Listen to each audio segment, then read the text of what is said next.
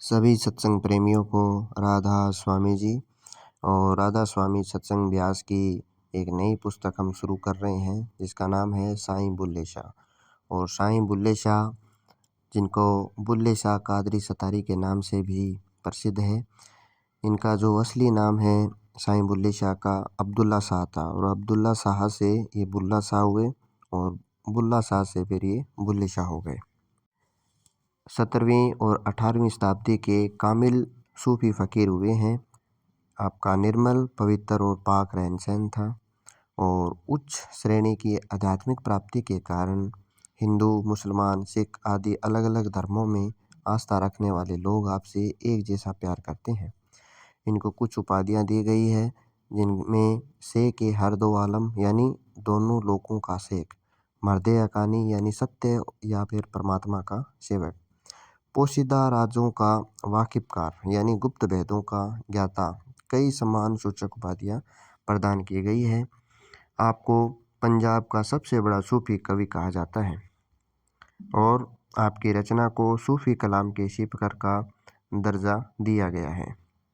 अभी आपके व्यक्तित्व और आपकी वाणी के कई पहलुओं की महान सूफी संतों जैसे मौलाना रूमी, आपने नाम सुना ही होगा, शम्स तब्रेज आदि से तुलना की गई है। आपके जीवन काल से आज तक सारे उत्तरी भारत और सारे क्षेत्र में जो पाकिस्तान कहलाता है, आपके व्यक्तित्व और वाणी के प्रति अगाध प्रेम और श्रद्धा प्रकट की जाती है। इनका जन्म रियासत बहावलपुर, पाकिस्तान के गांव उच्च गलियाना में हुआ। उनका कहना है कि बुल्ले शाह के 6 महीने के होने तक उनके माता पिता इस गांव में रहे, परंतु किसी कारणवश जो है वे गांव मलकवाल में चले गए। यहाँ उनके वंशज पहले से ही थे। अभी इनको साहिवाल गांव के अंदर रहते हुए अभी इनको थोड़ा ही समय हुआ था कि पांडो के नामक गांव के स्वामी को अपने गांव के मस्जिद के लिए एक मौलवी की आवश्यकता पड़ी। उनके पास में एक गांव था जिनका नाम था पांडोके, और फिर यहीं पर ही इनके पिता ने बच्चों को प्रारंभिक शिक्षा प्रदान की मस्जिद के अंदर ही। तो इस बात से तो सभी विद्वान सहमत है कि बुल्ले शाह के माता पिता का जो पैतृक गांव है वो उच्च गलियाना में ही हुआ था। बाद में वे मलकवाल में और बाद में फिर पांडोके में आकर बस गए। तो और बुल्ले शाह के जो दादाजी थे उनका नाम था सैयद अब्दुल रज्जाक, और इसका अर्थ ये हुआ कि एक और तो बुल्ले शाह का वंश सैयद होने के कारण हजरत मोहम्मद के साथ जुड़ा हुआ था, दूसरी ओर सूफी विचारधारा और परंपरा के साथ इनका सदियों पुराना संबंध था। जो बुल्ले शाह के पिता थे, जिनका नाम शाह मोहम्मद दरवेश था, इनको अरबी, फारसी और कुरान शरीफ का अच्छा ज्ञान था। आप आध्यात्मिक झुकाव वाले नेक दिल मनुष्य थे। कहा जाता है कि परिवार में बुल्ले शाह के साथ उसकी अपनी बहन का सबसे अधिक स्नेह था, जिसने उन्हीं की तरह कुंवारी रहकर संयम और भक्ति से जीवन व्यतीत किया।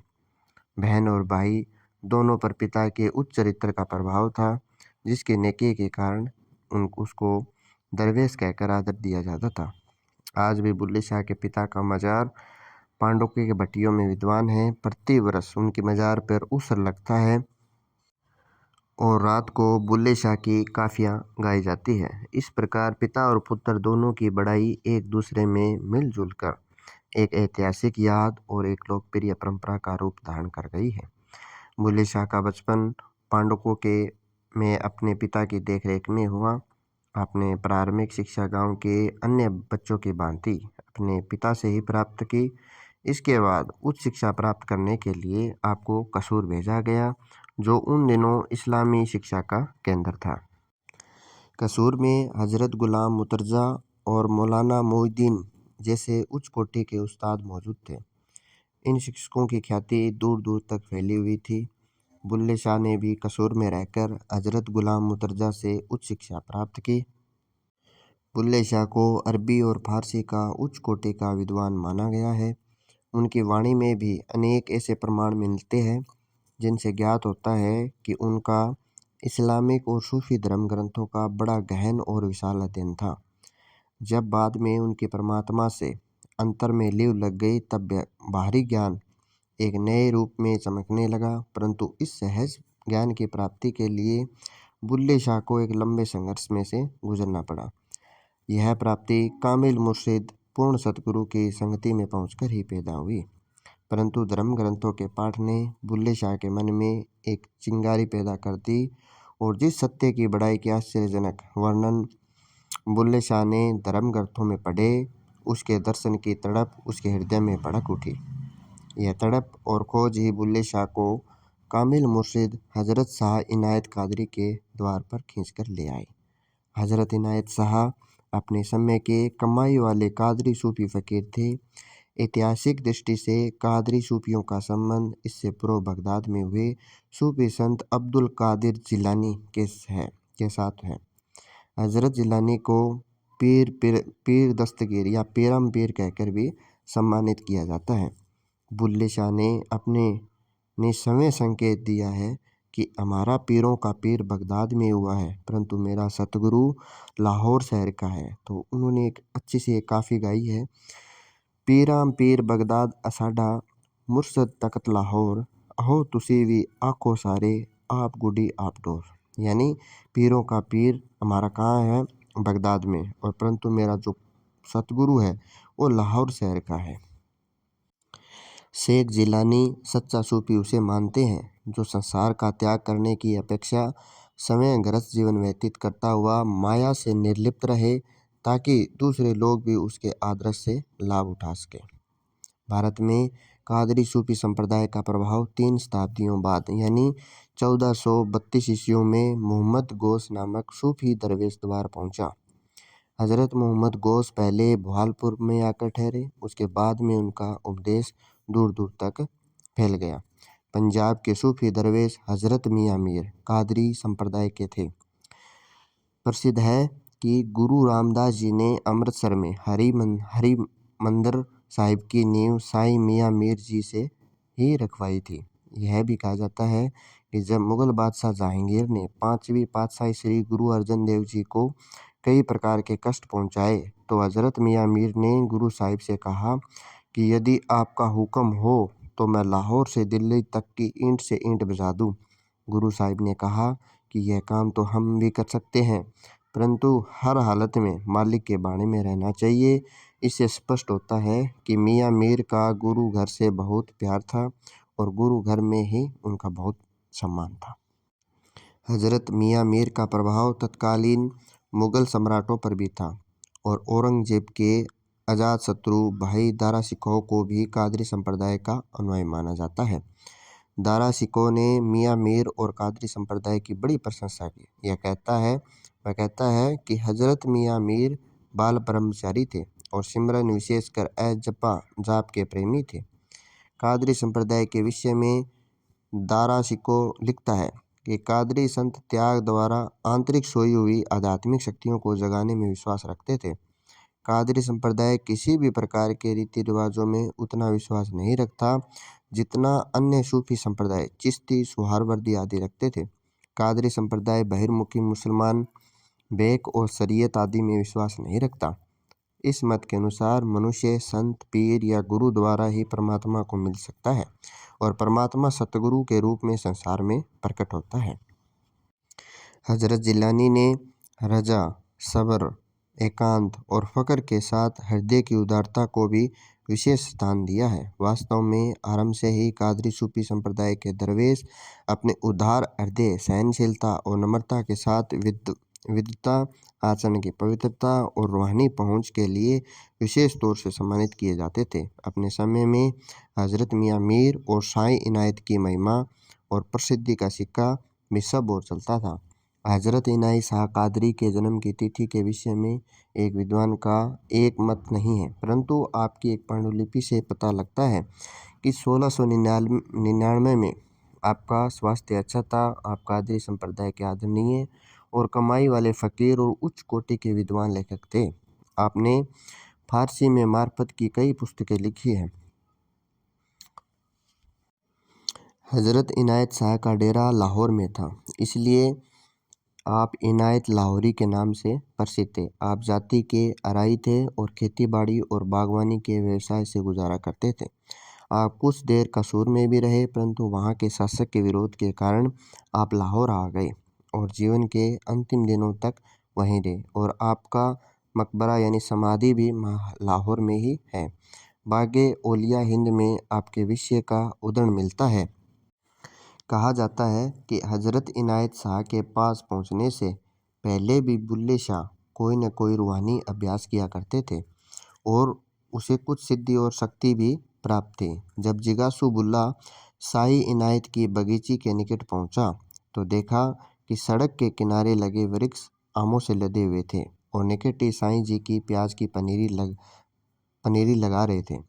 बुल्ले शाह के मन में आया कि साईं जी को किसी तरह सूचना मिल जाए कि कोई आया है। तो बुल्ले ने बिस्मिल्लाह कहकर, यानी बिस्मिल्लाह बोलते हैं परमात्मा का नाम, बिस्मिल्लाह कहकर आमों की ओर दृष्टि डाल दी तो आम अपने आप धड़ाधड़ नीचे गिरने शुरू हो गए। साईं जी ने जब पीछे मुड़कर देखा कि बिना कारण आम गिर रहे हैं, आप शीघ्र समझ गए कि यह सामने खड़े नवयुवक की शरारत है। आपने आप उसकी ओर देखकर कहा, क्यों जवान, ये आम क्यों तोड़े हैं? बुल्ले शाह यही चाहता था कि साईं जी से बातचीत का अवसर प्राप्त हो। आपके समीप जाकर कहने लगा, साईं, न तुम्हारे पेड़ों पर चढ़े न कोई कंकड़ पत्थर फेंका, मैंने तुम्हारे फल कैसे तोड़े? तो साईं जी ने एक दृष्टि बुल्ले पर डाली और बोले, अरे चोर भी और चतुर भी, तूने फल नहीं तोड़े तो किसने तोड़े हैं? दृष्टि पड़ते ही बुल्ला साईं जी के चरणों पर गिर पड़ा। साईं जी ने पूछा, अरे तेरा क्या नाम है और तू क्या चाहता है? तो बुल्ले ने कहा कि जी मेरा नाम बुल्ला है और मैं रब को पाना चाहता हूँ। साईं जी ने कहा, अरे तू नीचे क्यों गिरता है, ऊपर उठ और मेरी ओर देख। ज्यों ही बुल्ले ने सिर उठाकर हजरत इनायत शाह की ओर देखा, उन्होंने उसी तरह प्यार भरी दृष्टि डाली और कहा, बुलिया रब दा की पोना, इधरों पुटना ते उधर लाना। बुल्ले शाह के लिए इतना ही काफ़ी था और उसका काम हो गया। साईं जी ने कुछ छोटे और सादा शब्दों, यानी इधर से उखाड़ना और उधर लगाना, में रूहानियत का सार समझा दिया।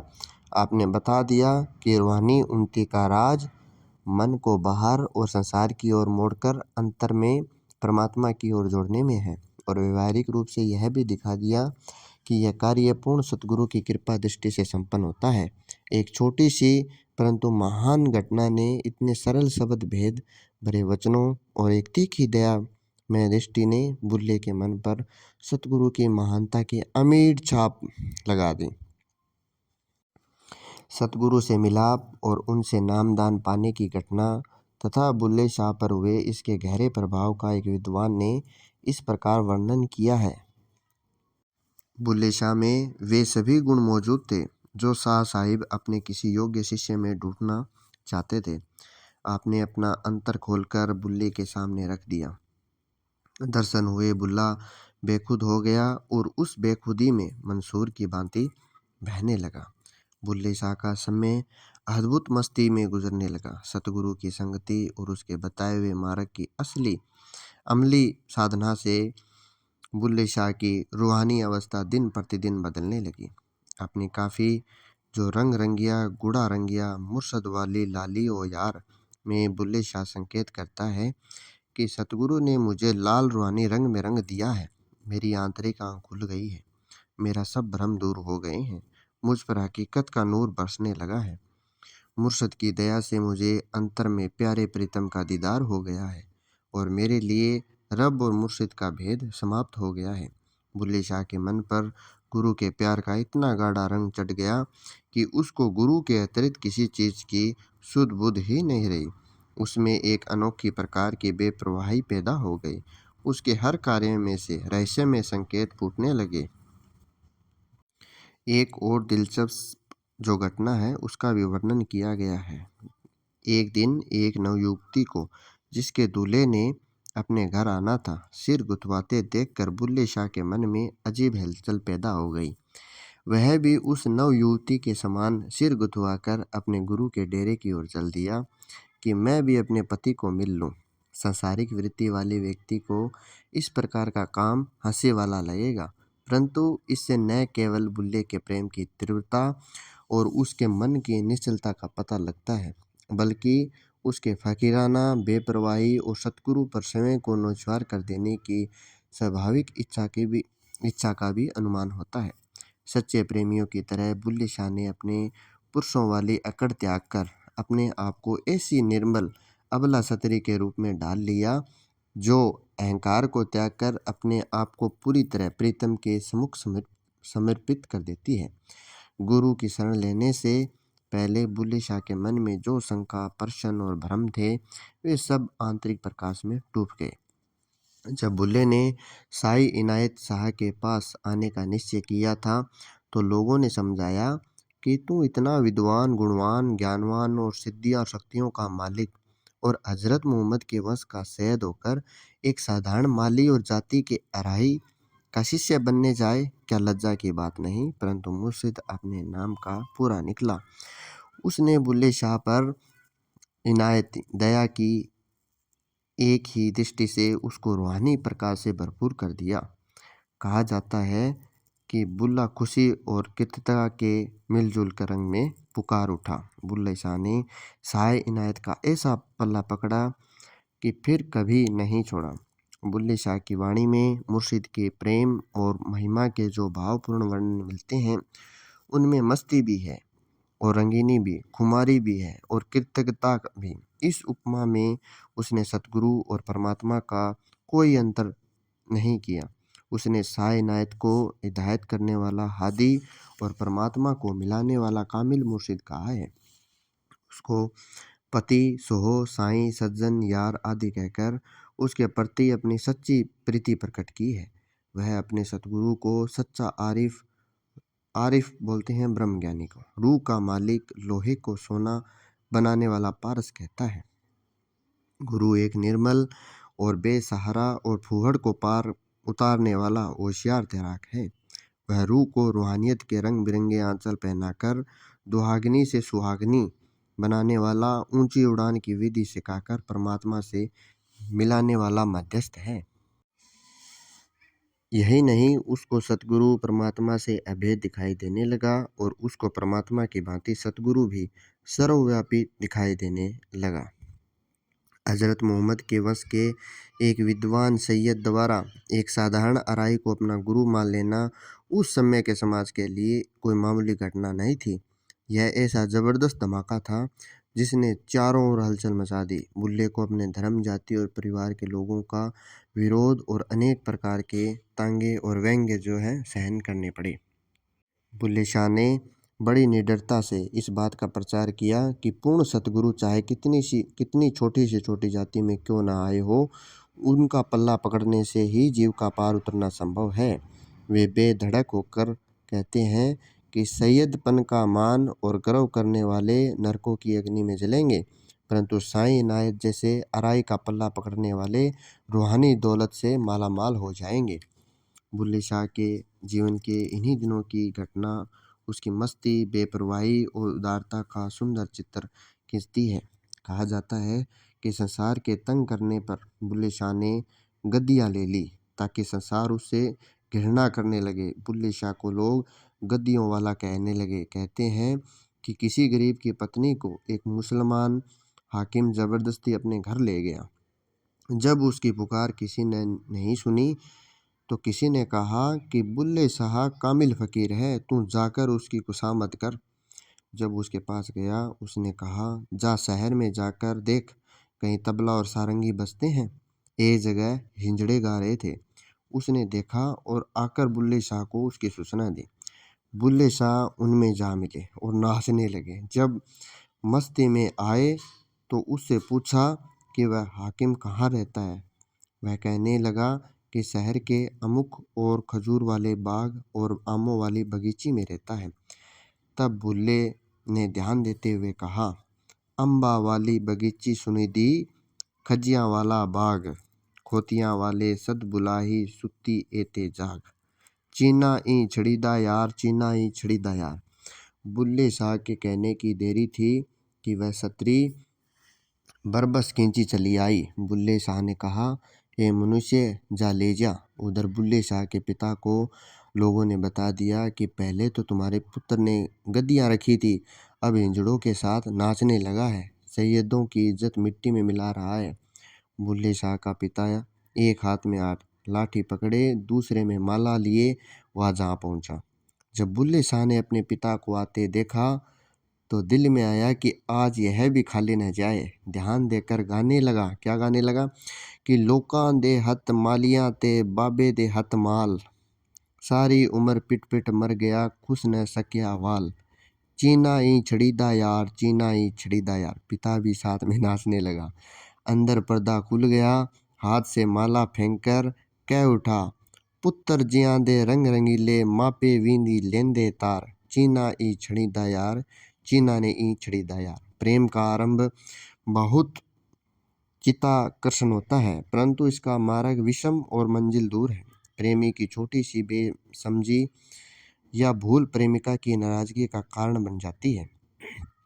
प्रेमी के लिए मुसीबतों के पहाड़ खड़े कर देती है। यही दशा बुल्ले शाह की हुई जब उसकी भूल के कारण मुर्शिद उससे नाराज हो गए। कुछ लेखकों ने मुर्शिद की नाराजगी का ये कारण बताया है कि बुल्ले शाह ने खुलेआम शरीयत की आलोचना करनी शुरू कर दी थी और यह बात गुरु को पसंद ना आई। परंतु यह बात जचती नहीं है, क्योंकि शरीयत की आलोचना सब सूफी अपने अपने ढंग से सदा सदा करते आए हैं और कादरी संप्रदाय के सूफी भी शरीयत के पुजारी नहीं थे। नाराजगी का कारण बताने वाले दूसरा वर्णन बिल्कुल भिन्न है। कहा जाता है कि एक बार बुल्ले शाह ने अपने मुर्शिद शाही इनायत शाह को अपने किसी रिश्तेदार की शादी में सम्मिलित होने के लिए निमंत्रण दिया। तो साईं जी ने अपने स्थान पर अपना एक शिष्य भेज दिया और वह शिष्य अराई जाति का था और फकीरों के वेश में था। एक और बुल्ले शाह के कबीले को सैयद होने का गर्व था और दूसरी ओर उसके साधारण पहनावे के कारण उन्होंने उसका कोई मान सम्मान नहीं किया। बुल्ला भी चूक गया। उसे चाहिए था कि गुरु के प्रतिनिधि का पूरा मान और सम्मान करता, परंतु उसने भी लोकलाज में आकर उसकी ओर ध्यान न दिया। जब शिष्य विवाह से लौटा तो साईं जी ने पूछा कि किस तरह रहे। उसने सारी बात सुना दी और नाराजगी प्रकट की कि मेरी जाति के कारण बुल्ले शाह और उसके घर वालों ने मेरे साथ अच्छा व्यवहार नहीं किया। तो साईं जी कहने लगे, बुल्ले की यह मजाल। फिर बोले, हमें यह उस निकम्मे से क्या लेना देना, चलो हम उसकी क्यारियों से पानी मोड़कर तुम्हारी ओर कर देते हैं। बस इतना कहना था कि बुल्ले शाह के लिए परले आ गई। जैसे ही मुर्शिद ने दया का पानी मोड़ लिया, उसकी बाहर पतझड़ में बदल गई, अंदर का पर्दा बंद हो गया, आंतरिक दृश्य अलोप हो गए, प्रकाश अंधकार में और आनंद शोक में बदल गया। बुल्ला शून्य के समान हो गया। जिसको आरंभ से ही आंतरिक देवी आनंद की झलक न मिली हो और जिसने अंतर में सतगुरु के व्यक्तित्व का दिव्य प्रकाश न देखा हो, उसकी बात अलग है। परंतु जो साधक एक बार आंतरिक अमूल्य धन से मालामाल हो चुका हो, उसके पास से अचानक यह दौलत छीन ली जाए तो उस पर क्या बीतती है, यह वही जानता है। वास्तव में रूहानी दौलत का मालिक पूर्ण सतगुरु होता है। शिष्य के वश में कुछ नहीं होता।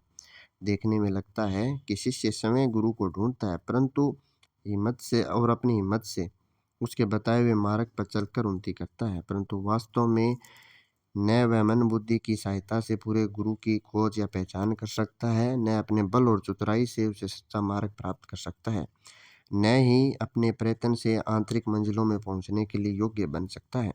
सच्चे मार्ग का मिलना, रूहानी उन्नति का होना, कायम रहना, सब कुछ सतगुरु की दया और मेहर पर निर्भर करता है। बुल्ले शाह ने समय लिखा है, गुरु जो चाहे सो करता है, परंतु इस सत्य तक पहुंचने के लिए उसको गुरु की नाराजगी और विरह की आग के भयानक समुद्र को पार करना पड़ा। पर्दा बंद होते ही बुल्ले शाह गुरु के पास दौड़ा आया, परंतु उन्होंने मुख मोड़ लिया और अपना डेरा छोड़कर चले जाने का हुक्म दिया। एक गुरु की नाराजगी और दूसरे मुंह न देखने की आज्ञा। किसी शिष्य के लिए इससे बड़ा संताप क्या हो सकता है। तो बुल्ले शाह की जान पर बनाई वह पश्चाताप और विरह की आग में मछली की भांति तड़पने लगा। बुल्ले शाह की वाणी में एक इस दुख भरी अवस्था के बड़े दर्द भरे वर्णन मिलते हैं। उसकी कई काफ़ियों में आत्मकथा जैसा पुट मिलता है। इन काफ़ियों के रचना कला के काल के विषय में कोई पक्का दावा कर पाना कठिन है, परंतु यह बुल्ले शाह की इस समय की मानसिक अवस्था की ओर संकेत करता है। विरह की नदी उछलती हुई दिखाई देती है। भाव की तीव्रता और वास्तविकता, सोच और तड़प में ये काफिया बेजोड़ है। प्रियतम के मिलाप से मिले आनंद की याद और प्रियतम के वियोग की तड़प एक गुप्त आग की तरह बुल्ले को जलाकर राख करती चली जा रही थी। वह प्रीति को त्याग नहीं सकता, परंतु प्रीतम के वियोग के कारण उसे न दिन में आराम न रात को चैन है। प्रीतम का दर्शन नसीब नहीं होता, परंतु उसके बिना छाती फटती है और कलेजा जलता है। इस वेदना को सहन करना कठिन है, परंतु प्रीति का त्याग कर सकना भी असंभव है। इसलिए वह जीवन और मौत के बीच लटक रहा है। ज्यों-ज्यों वियोग का समय लंबा होता है, त्यों-त्यों बुल्ले शाह का कलेजा मुंह को आता है। एक ओर वियोग का दुख, दूसरी ओर जगत हसाई बुल्ले शाह को हर पल घायल करते हैं। वह मुर्शिद की याद के सजदे करता है और उसके आगे बार-बार विनती और प्रार्थना करता है कि मेरे साईं इनायत साहब मुझे शीघ्र से शीघ्र दर्शन दो। बुल्ले शाह अपनी गलती और नादानी पर परेशान है, जो उसके लिए जानलेवा बन गई है। वह अपनी भूल बख्शवाना चाहता है। वह मन ही मन गुरु के आगे खुशामदी करता है, अरवियों का घाव भर दो और दर्शन देकर तड़पते हुए हृदय को शीतल कर दो। बुल्ले शाह केवल अपने दुख का ही वर्णन नहीं करता, अपने गुरु से गिले शिकवे भी करता है। एक और अपनी अपरिपक्व बुद्धि से परेशान है, दूसरी ओर गुरु को उल्हाने देता है कि जिसने प्रेम का तीर कलेजे में मारकर फिर मुंह छिपा लिया और कभी बात भी नहीं पूछता। वह इनायत शाह को लाहौर का ठग कहकर ताने देता है, जिसने प्यार की ऐसी मीठी मार मारी है कि उसको कहीं का नहीं छोड़ा। मुर्शिद के वियोग में रात भर जोर जोर रोना बुल्ले का नित्य का व्यवहार हो चुका। बुल्ले का यह वियोग पागलपन की सीमा तक पहुंच चुका था और वह दीवानों की भांति गली गली भटकने लगा। उसे मुर्शिद के मिलाप की तड़प ने बेहाल और बेसुध कर दिया, तो वह इस आग को शांत करने की युक्ति सोचने लगा।